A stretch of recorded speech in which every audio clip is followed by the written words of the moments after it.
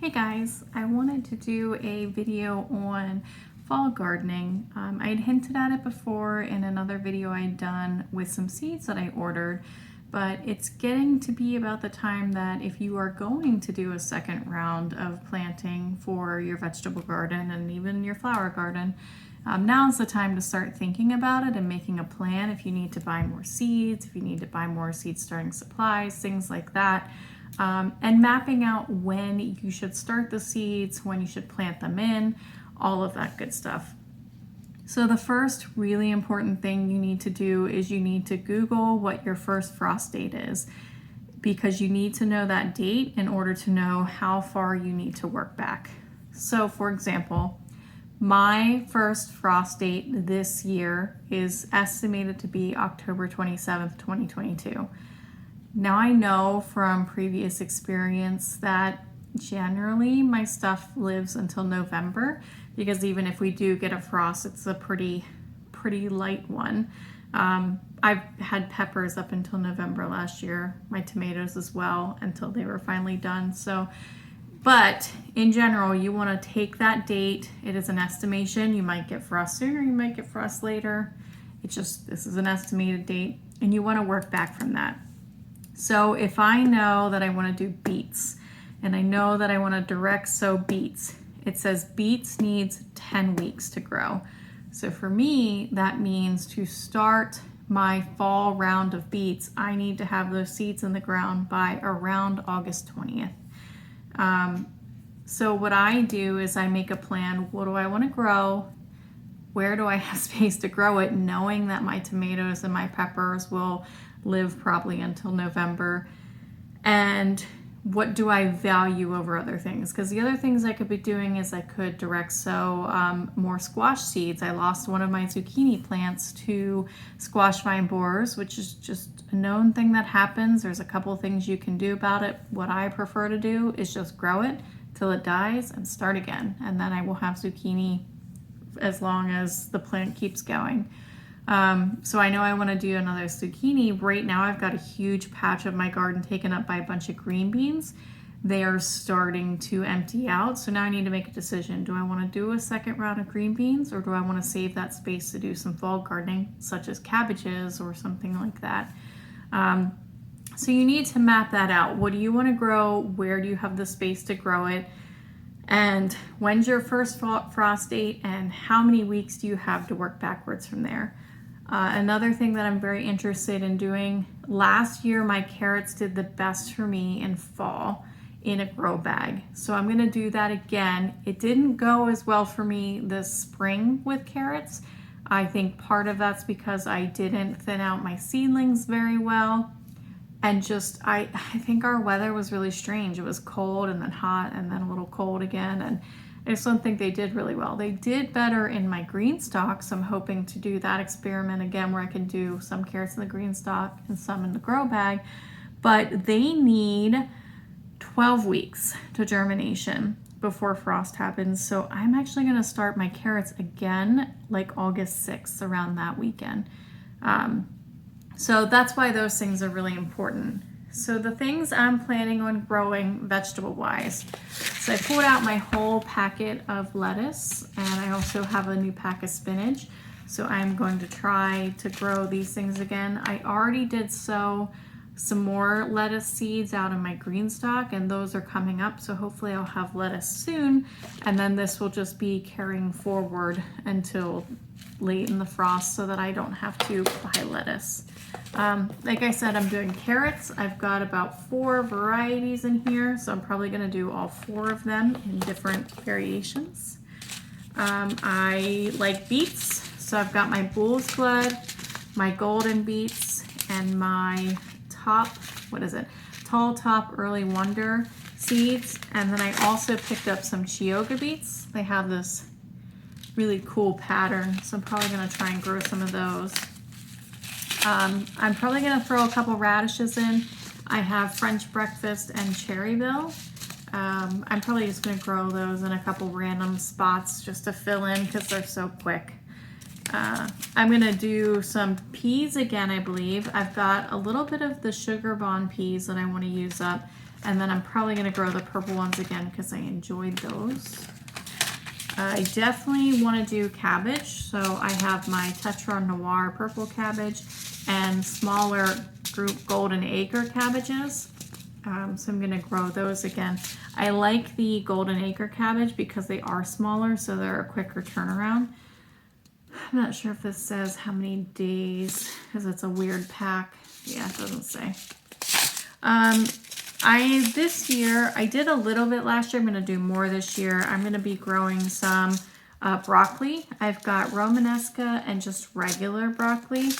I'm going to attempt to do some cauliflower and finally going to try Brussels sprouts in my garden. So I want to make space for those. And the other thing I'm going to try this year is I was working with a friend on how to grow some perennial type flowers, especially the ones that need biannual in order to start flowering. And she said that a trick that she learned is to start those seeds and plant them in fall because that will count as season 1. And then next year when they come up, they should be ready to flower because it sort of already went through a season, even though it was pretty short. So I'm going to be doing that with some hollyhocks, echinacea. This is not a biannual flower, but it does require a cold stratification period, and I have not been successful in getting any of these to start. So I'm going to try these again. The foxglove is a biennial, so these won't bloom this fall, but hopefully, if I trick it, it will bloom next year. Larkspur, another one, and the delphinium. So I'm going to try all of these. Most of these, this might be the only one that doesn't, the hollyhock. So the rest of the, oh, and the echinacea doesn't. The other 3 require a cold stratification period. So what I'm going to do is put my seeds in the freezer for a week so that they've gone through a cold period. And then I'm going to start them. And another thing I'm trying this time, I ended up taking advantage of a little bit of a sale, and also I was trying to map out my space that I have available for seed starting, and I didn't really want to go out and buy more seed starting soil yet. I'm waiting for some of them to go on clearance so I can run and grab a few bags to have available for next year. And so I was trying to think, okay, how can I do a fall series of seed starting without going out and buying a bunch more soil and doing a bunch more things. So I had tested this out earlier with cuttings that I took of some of my flowers, and it worked so well for the cosmos and the snapdragons. I thought I'm gonna actually try this for my seed starting. So I'm going to take, hold on, let me grab it, the AeroGardens that I have, and this particular model is the Sprout. Generally it's only got 3 pods in it, but when I got this on clearance at Walmart, it came with a seed starting tray. So I can essentially do all of these as little plugs, start my seeds, and once they're germinated, harden them off, and I can plant them right outside. So I'm gonna try and do that. These are what the plugs look like. They're just little coconut core sort of dirt plugs, and it was relatively cheap to get all of these, I believe.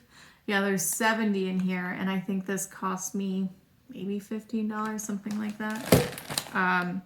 So I'm gonna try and do that. There's something about the AeroGarden method where it's constantly, it's got the motor that's constantly moving the water around, and then you're adding fertilizer to it.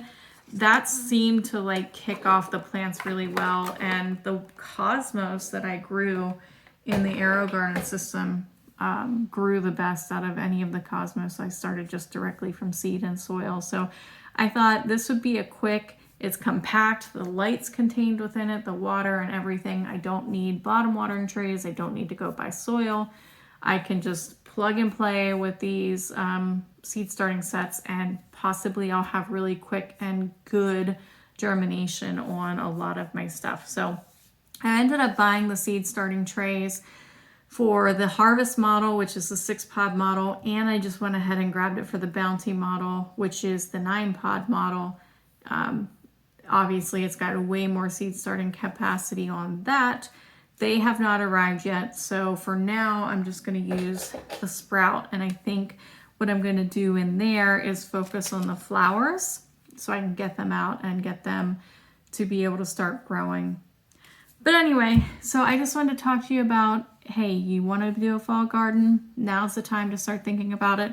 Make yourself a list, make yourself a spreadsheet. I've kind of been doing both, trying to bounce between which method works best for me.